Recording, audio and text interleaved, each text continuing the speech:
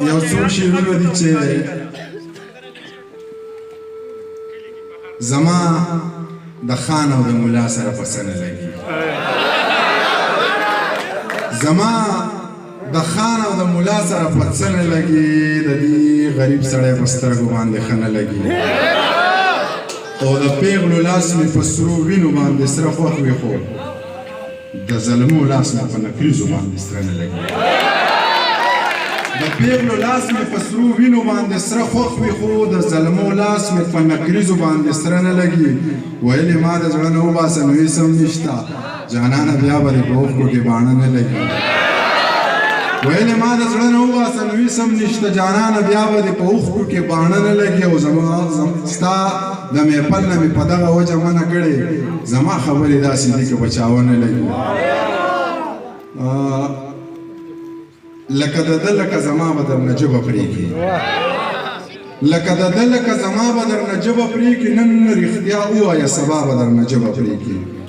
او مه وایه نه لګي په دې خلکو دا سپینې سپینې یا به دې سر وسکي او یا به درنه ژبه پرېږي که دې د دې وخت په سرکار ګوته اوچته کړله نو د دې وخت دا باچا به درنه ژبه پرېږي که دې د دې وخت په سرکار ګوته اوچته کړله نو د دې وخت دا باچا به درنه